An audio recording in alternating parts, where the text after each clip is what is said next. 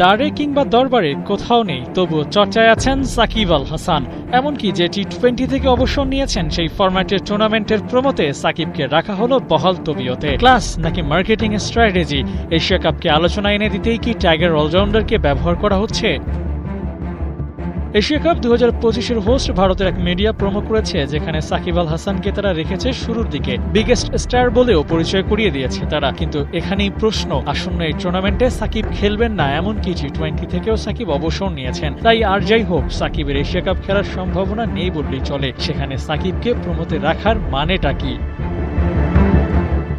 উত্তরটা সহজ, বাংলাদেশের মার্কেটটা ধরতে চায় ওরা, আর সেজন্য সাকিবের চেয়ে বড় বিজ্ঞাপন আর কি হতে পারে। বাংলাদেশের সবচেয়ে বড় তারকা, এমনকি এশিয়া কাপ কিংবা বিশ্বকাপের মতো বিগ ইভেন্টেও সাকিব নিজের সেরা সময় থেকেছেন on of the super performer হয়ে। তাকে প্রমোতে রাখলে আলোচনা হবে, আর তাতে পূর্ণতা পাবে এশিয়া কাপ 2025-এর প্রমো।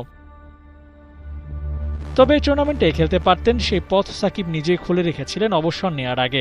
ফ্র্যাঞ্চাইজি ক্রিকেটের মাধ্যমে শর্টার ফরম্যাটে যদি ফর্মে ফিরতে পারেন, আর ক্রিকেট বোর্ডও যদি চায়, তাহলে আরও একবার আন্তর্জাতিক টি-20 ক্রিকেটে ফিরতে চান সাকিব আল হাসান। কিন্তু ফ্র্যাঞ্চাইজ ক্রিকেটের পারফরম্যান্স আর সাকিবের বর্তমান পরিস্থিতিতে বাংলাদেশ দলের জন্য তিনি যেন দূর আকাশের তারা।